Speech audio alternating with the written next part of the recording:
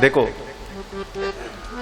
अगर अपने कर्तव्य को छोड़ करके कोई सन्यास ले ले तो वो सन्यास सफल नहीं होता। ऋणत्रयमपाकृत्य मनोमोक्षे निवेशयेत्। अपने ऋण से मुक्त होकर के ही अपना मन अगर मोक्ष में लगाएंगे तो मुक्ति मिलेगी, नहीं तो सन्यास लेने पर भी व्यक्ति भटक जाता है। देवहूति जी ने कहा, इन पुत्रों, इन कन्याओं का विवाह कर दो तब आप जाओ। इतना सोच रहे थे महर्षि कर्दम, तब तक ब्रह्मा जी आ गए। हंसो हंसेन यानेन त्रिधाम परमं ययौ।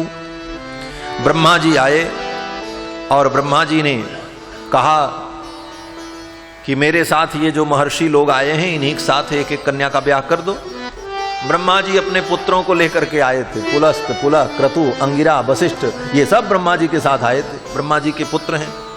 ब्रह्मा जी ने कहा, इन्हीं से अपनी बेटियों का ब्याह कर दो, इन्हीं से ब्राह्मणों के वंश का विस्तार होगा, कहीं वर ढूंढने की जरूरत नहीं है।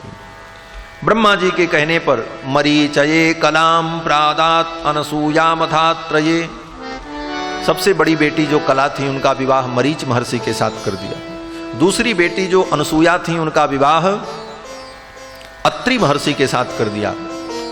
तीसरी बेटी जो थी श्रद्धा, उनका विवाह अंगिरा महर्षि के साथ कर दिया। और हविर्भू नाम की जो कन्या थी उसका विवाह पुलस्त महर्षि के साथ कर दिया।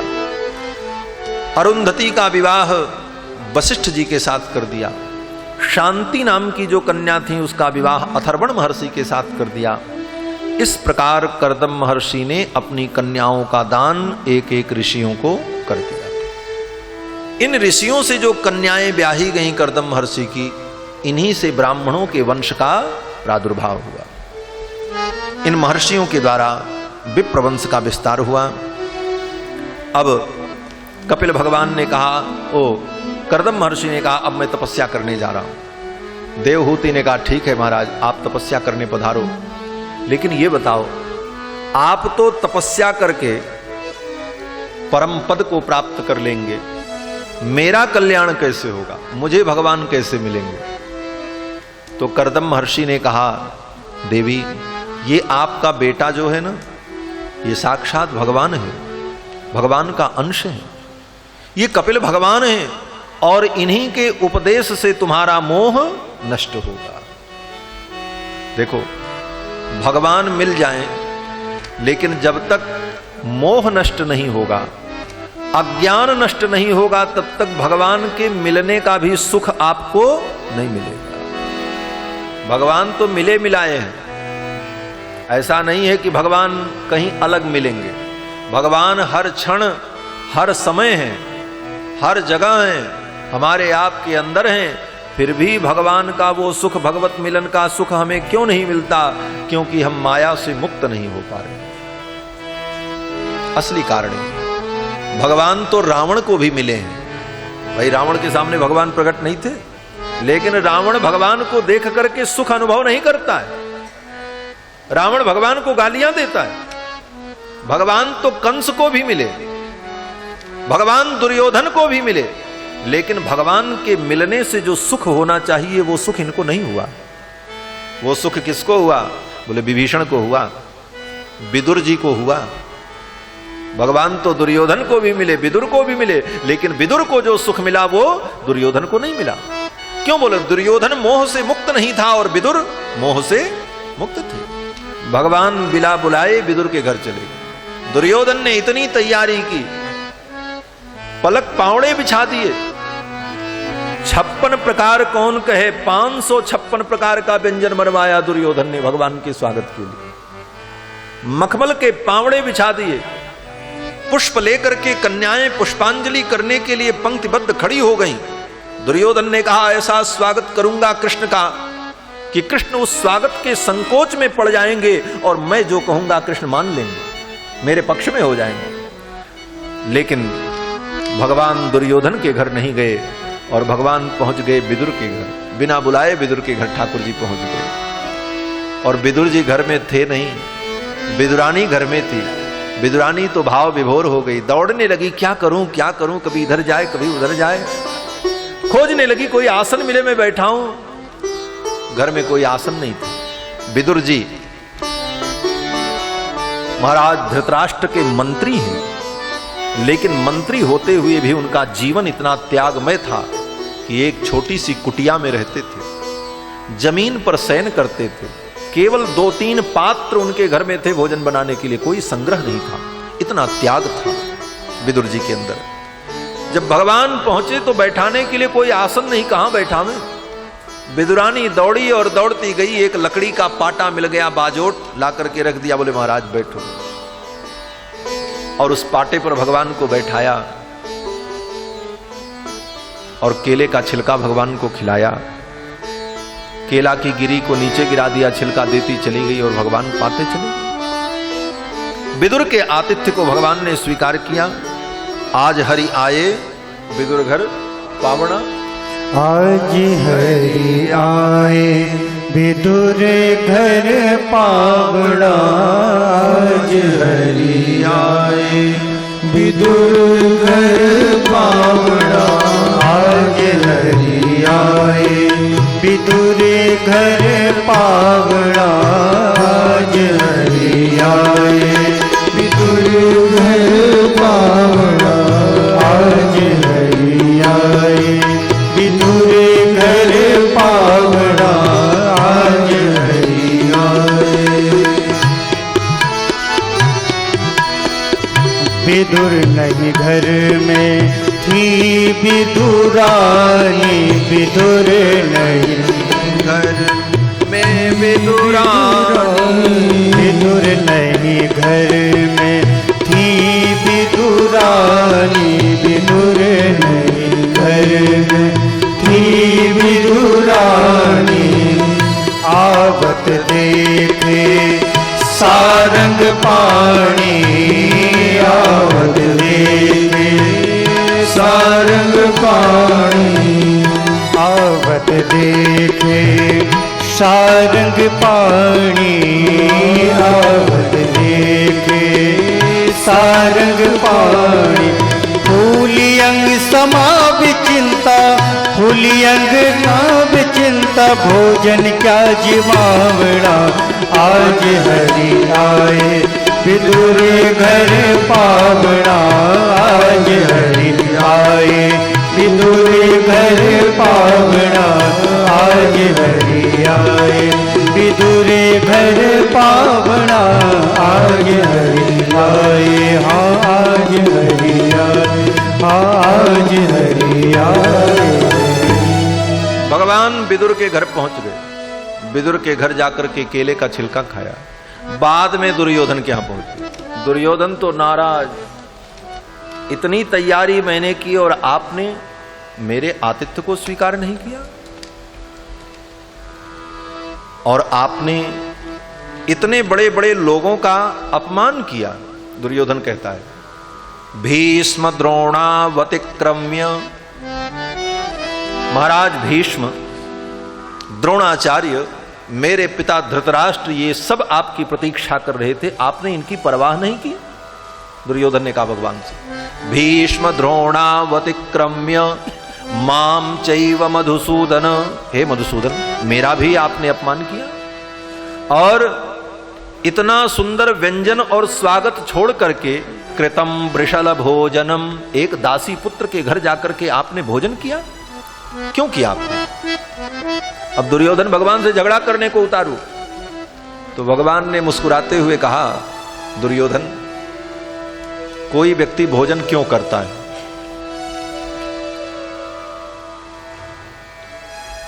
भोजन कोई व्यक्ति किसी के घर क्यों करता है? उसके दो ही कारण होते हैं। एक कारण तो यह होता है कि जिसके घर हम भोजन करें उससे हमारी प्रीति हो, हमारा जिससे प्रेम होता है वो हमको बुलाता है, हम उसके घर जाते हैं, भोजन करते हैं। एक कारण ये होता है। और दूसरा कारण कि हमारे पास खाने के लिए न हो, हम भूखों मर रहे हो तो किसी के घर जाके खा लेते हैं। तीसरी कोई परिस्थिति तो होती नहीं भाई, जबरदस्ती कोई किसी को खिला नहीं सकता और ऐसे कोई किसी के यहां खाता नहीं। दो ही परिस्थितियां होती, या तो कोई प्रीति में भोजन करता है अथवा आपत्ति में भोजन करता है। भगवान ने कहा, दुर्योधन, न च संप्रीयसे राजन, हे राजन, तुम्हारा मुझसे कोई प्रेम ही नहीं है, इसलिए मैं तुम्हारे यहां क्यों भोजन करूं? और रही बात आपत्ति की, तो मेरे ऊपर कोई आपत्ति विपत्ति नहीं, मैं भूखों तो मर नहीं रहा हूं, मैं भी द्वारिकाधीश हूं, मेरे पास क्या कमी है कि मैं तुम्हारे घर खाने आऊं। भगवान ने कहा इसीलिए मैंने तुम्हारे यहां भोजन नहीं किया कि तुम्हारे अंदर प्रीति नहीं है और मेरे ऊपर कोई आपत्ति नहीं है। और रही बात विदुर की, तो विदुर के हृदय में जो प्रीति है उस प्रीति के कारण मैं भोजन करने गया। तो कहने का भाव कि भगवान तो दुर्योधन को भी मिलते हैं, लेकिन दुर्योधन में वो प्रीति नहीं है। भगवान कंस को भी मिलते हैं, भगवान रावण को, कुंभकर्ण को भी मिलते हैं, लेकिन इनको वो सुख नहीं मिलता जो सुख भगवान के भक्तों को मिलता है। इसे कहते हैं प्रेम। जब तक मोह की निवृत्ति नहीं होगी तब तक भगवान के चरणों में प्रेम नहीं होगा।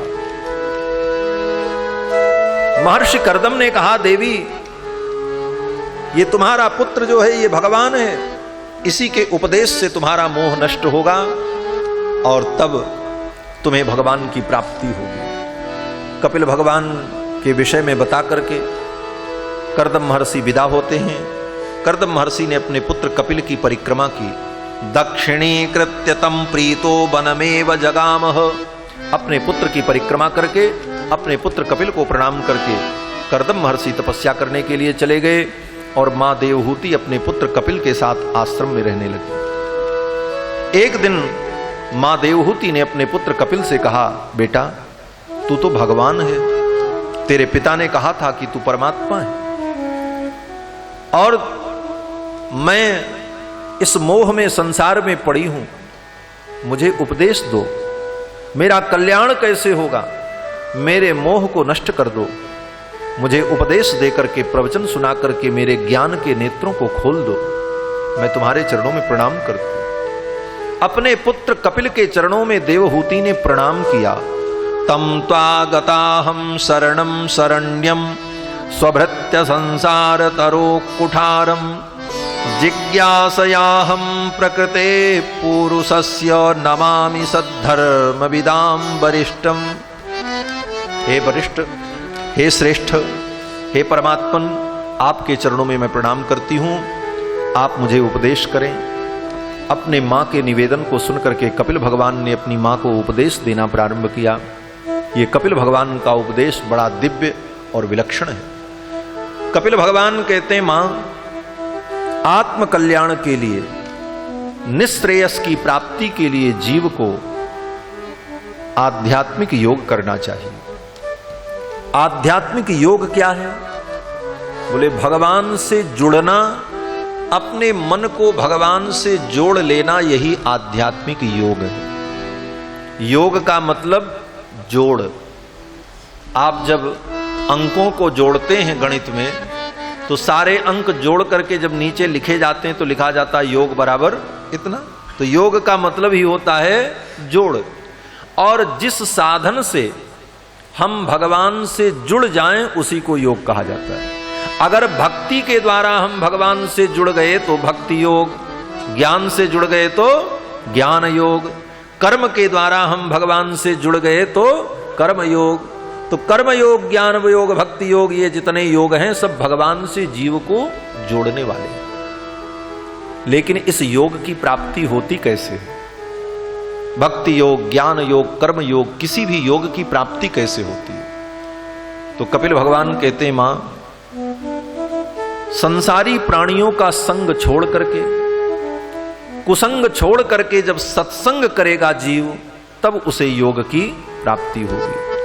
प्रसंगमजरम पाशम आत्मनः कवयो विदुः। संसारी प्राणियों का संग ही कुसंग है, और इस कुसंग से मुक्त होकर जब जीव संतों का संग करेगा तो उसे योग की प्राप्ति हो। तभी योग के मार्ग में, चाहे भक्ति योग हो, चाहे ज्ञान योग हो, चाहे कर्म योग हो, किसी भी योग में वो आगे तभी बढ़ पाएगा। और फिर कपिल भगवान ने कहा, मां संत कौन होते हैं? अब संत की परिभाषा कपिल भगवान ने बताई। भाई सत्संग तो करना चाहिए, लेकिन कैसे संत का हम संग करें? संत किसे कहते हैं, यह प्रश्न है। जो लाल कपड़ा पहने वो संत, पीला कपड़ा पहने वो संत, ऐसा तिलक लगावे वो संत, कि ऐसा तिलक लगावे वो संत? तुलसी की माला पहने वो संत की रुद्राक्ष की माला पहने वो संत। बोले ये जितनी चीजें हैं, तिलक, माला, वस्त्र, ये व्यक्ति की उपासना पद्धति का सूचक है, ये संत का परिचय नहीं है। संत कौन?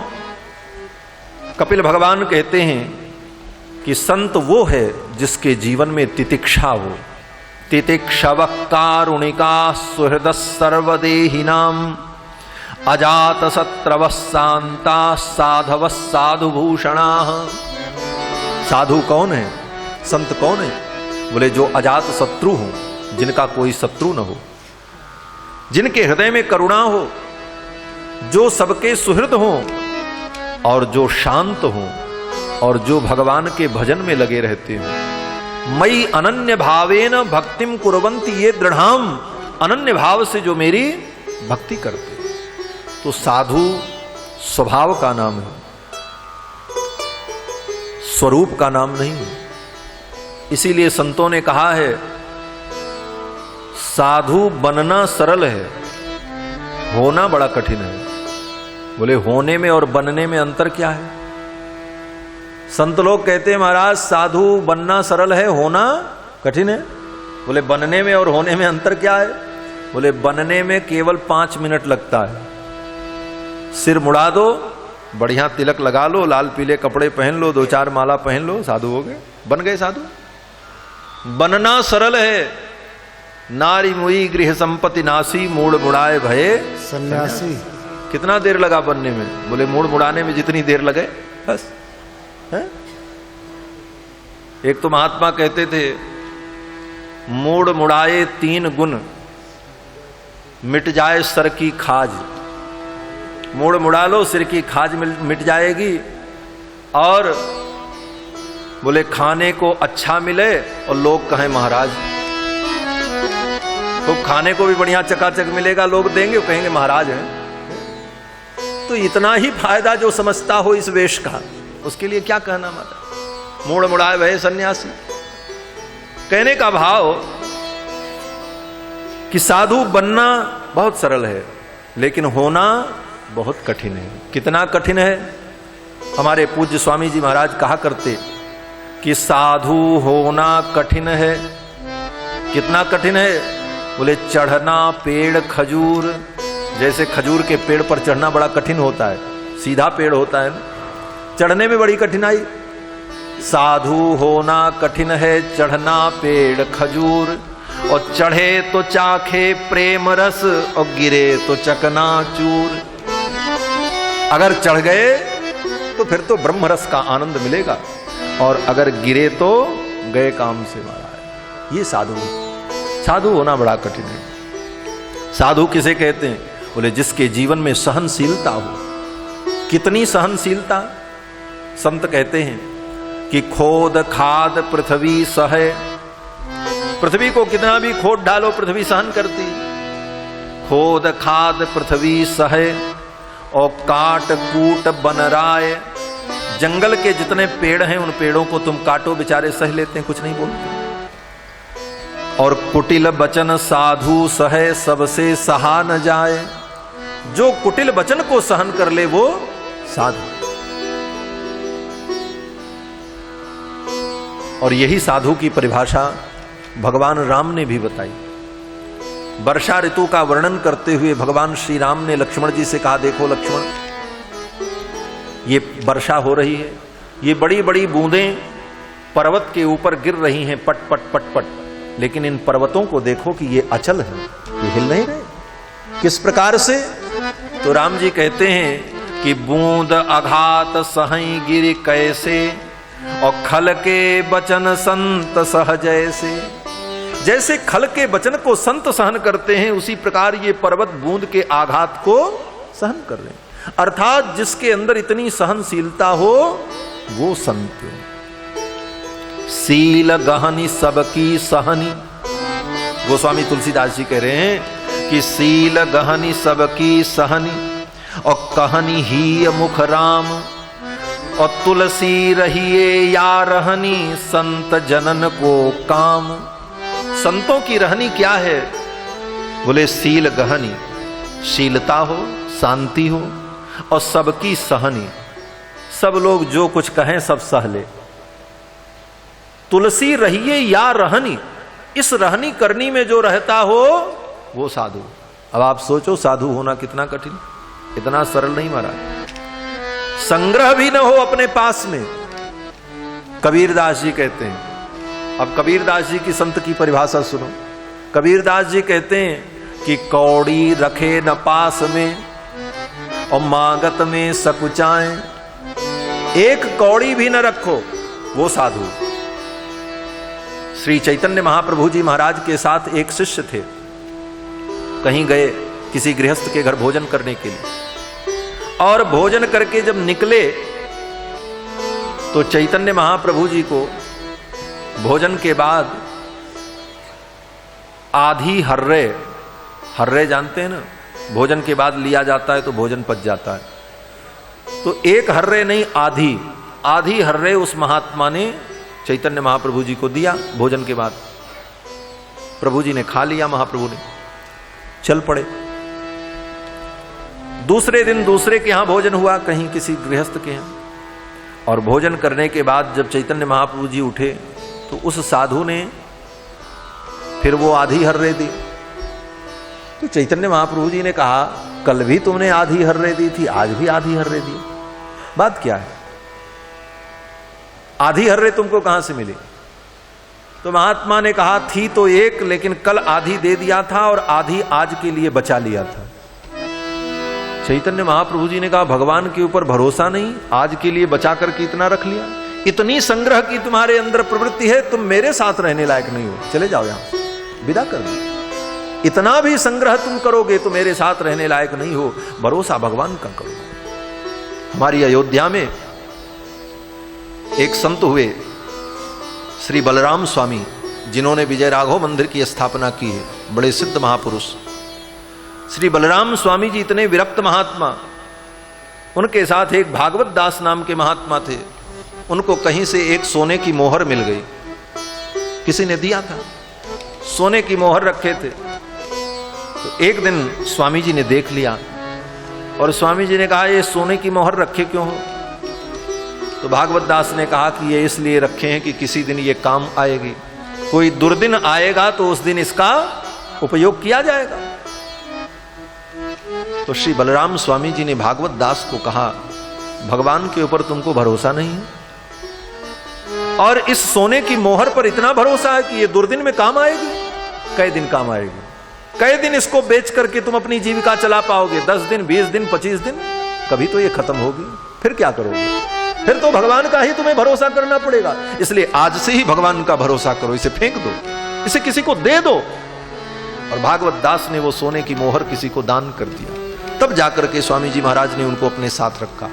श्री बलराम स्वामी जी अयोध्या विजय राघव मंदिर के पूज्य महाराज श्री, जिनकी कथा सुनने के लिए, जिनका उपदेश सुनने के लिए बड़े स्थान के महंत जी महाराज अपनी बग्घी पर बैठ करके रोज आते थे और दोनों टाइम उनका प्रवचन सुनते थे। ऐसे महापुरुष थे। तो महापुरुषों ने अपने जीवन में कितना वैराग्य का अनुभव किया है, यही साधु का जीवन है। कबीरदास जी कहते हैं, कौड़ी रखे न पास में, एक कौड़ी अपने पास न रखे, और मांगत में सकुचाही, और किसी से मांगे भी नहीं।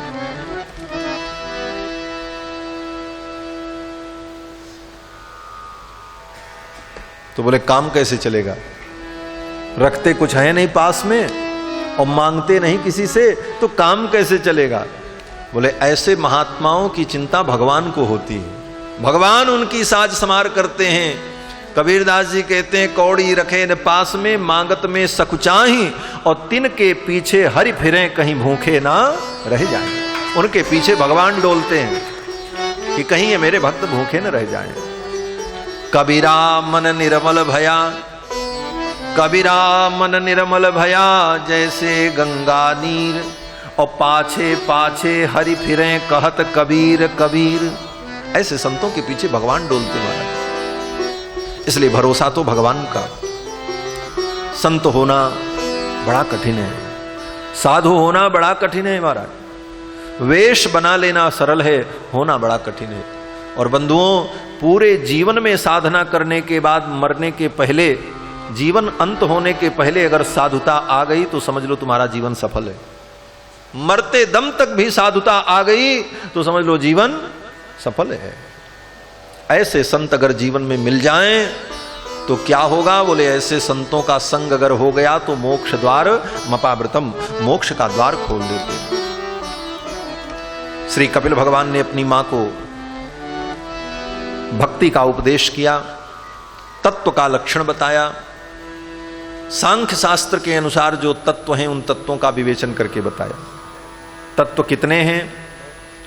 कपिल भगवान कहते हैं 2 तत्व है, पुरुष और प्रकृति। प्रकृति माने माया और पुरुष माने ये आत्मा। पुरुष और प्रकृति के संयोग से ही ये सृष्टि है।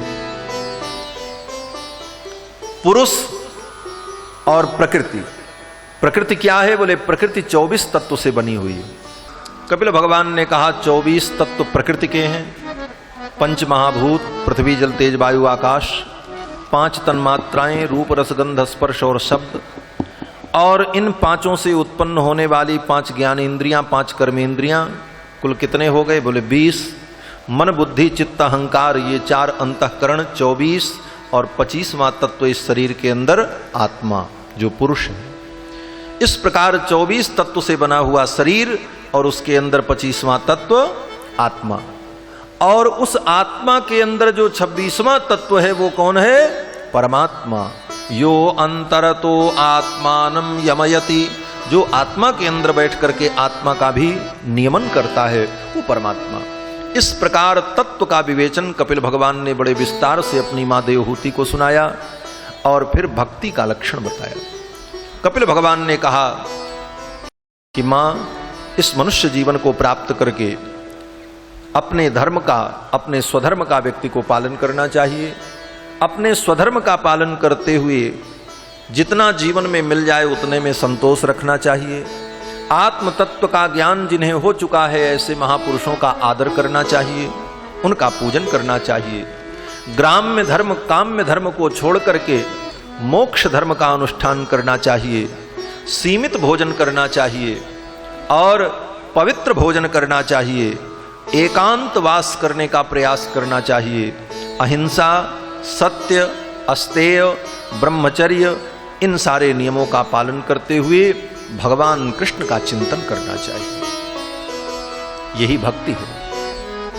और शास्त्र की इस विधि को छोड़ करके अगर कोई भक्ति करता है तो वो भक्ति जीवन में उत्पात पैदा करती है। श्री चैतन्य महाप्रभु जी ने अपने शिक्षा ग्रंथ में कहा है कि श्रुति स्मृति पुराणादि पांचरात्र विधिम बिना, श्रुति को अर्थात वेद को छोड़कर, स्मृति पुराण की बातों को छोड़कर, पांचरात्र की विधि को छोड़कर, एकांत की हरेर भक्ति, अगर कोई भगवान की भक्ति करता है तो उत्पातायैव कल्प्यते, उस भक्ति से केवल उत्पात होगा, वो भक्ति सुख नहीं देगी। इसलिए शास्त्र को छोड़ करके जो भक्ति का अभिनय कर रहा है वो व्यक्ति भक्ति नहीं कर रहा है, उसकी भक्ति उसके जीवन में उत्पात पैदा कर दी। चैतन्य महाप्रभु जी कहते हैं श्रुति स्मृति पुराणादि पांचरात्र विधिम बिना, श्रुति स्मृति पुराण और पांचरात्र शास्त्र की विधि को छोड़ करके अपनी सुविधा के अनुकूल, अपने मन के अनुकूल जो भक्ति को समझ करके करने का प्रयास कर रहा है वो व्यक्ति उत्पात को निमंत्रण दे रहा है। इसलिए शास्त्र की मर्यादा में रहकर भक्ति करना चाहिए। लोग कहते हैं महाराज राम नाम की बड़ी महिमा है, हम राम राम राम राम राम जपते हैं, अब हमें कुछ करने की जरूरत नहीं। बोले ऐसा सोच करके सारे नियमों को त्याग दोगे, भ्रष्ट हो जाओगे, पतित हो जाओगे, तुम्हारा संस्कार नष्ट हो जाएगा। भगवान के भक्ति के भरोसे, भगवान नाम के भरोसे शास्त्र के नियमों का उल्लंघन करोगे तो वो अपराध हो जाएगा। इसको नामापराध कहते हैं। एक ब्राह्मण देवता आए स्वामी करपात्री जी के पास और ब्राह्मण देवता ने कहा महाराज ब्राह्मण को संध्या क्या करना चाहिए? तो करपात्री स्वामी जी ने कहा ब्राह्मण को संध्या वंदन करना चाहिए, त्रिकाल संध्या करनी चाहिए, तभी किसी कर्म का उसे अधिकार होता है। तो उस ब्राह्मण ने कहा महाराज हम संध्या तो नहीं करते लेकिन रामचरितमानस का 1 मास पारायण कर लेते हैं और राम मंत्र का, नारायण मंत्र का 4 माला जप कर लेते हैं, थोड़ी देर सीताराम सीताराम जप लेते हैं, तो क्या इतने से संध्या नहीं हो जाएगी? संध्या का काम नहीं चल जाएगा? तो करपात्री स्वामी जी ने कहा चल तो जाता, लेकिन दुर्भाग्य से तुम ब्राह्मण हो गए। अगर तुम ब्राह्मण न होते तो इतना करने से तुम्हारा काम चल जाता, लेकिन तुम ब्राह्मण हो इसलिए तुम्हारा काम नहीं चलेगा। तुम्हारे लिए शास्त्र कहता है कि तुम संध्या करो, तो तुम्हें करना चाहिए। जिसके लिए संध्या का विधान नहीं है वो व्यक्ति केवल रामायण पढ़ ले, राम राम जप ले, हनुमान चालीसा पढ़ ले, उसका दैनिक कृत्य हो जाएगा, प्रातःकालीन कर्म उसका संपन्न हो जाएगा। लेकिन जिसके लिए शास्त्र संध्या वंदन इत्यादि कर्मों का विधान करता है, वो संध्या वंदन आदि कर्म न करे तो कितना भी पोथी पुराण पढ़े वो सब उसका बेकार है। इसलिए शास्त्र सम्मत भक्ति करनी चाहिए। कपिल भगवान ने भक्ति के 3 भेद बताए, सात्विक, राजस, तामस, और फिर 3 के 3 भेद, उत्तम, मध्यम, सामान्य, और फिर उसके 3 भेद। इस प्रकार से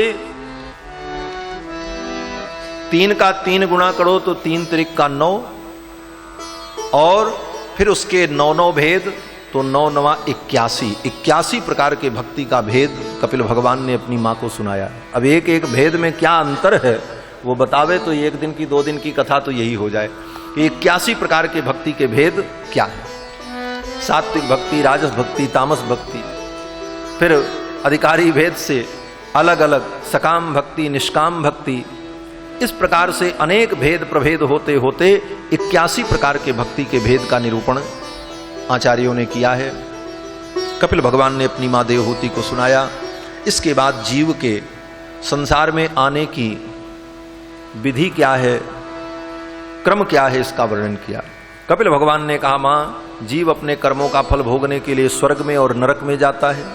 स्वर्ग नरक में अपने कर्मों का फल भोगने के लिए फिर जब संसार में आता है मनुष्य योनि में, तो वो जीव अत्यंत सूक्ष्म भोजन के माध्यम से पुरुष के शरीर में जाता है, और भोजन के माध्यम से वो रस में जाकर, रस से रक्त में जाकर, रक्त से मांस में जाकर, मांस से हड्डी में जाकर, हड्डी से मज्जा में जाकर, और मज्जा में से फिर वो चतुर्थ मज्जा से जाकर के सप्तम धातु में प्रतिष्ठित होकर गर्भाधान संस्कार के माध्यम से वो सूक्ष्म जीवात्मा मां के उदर में प्रवेश करता है।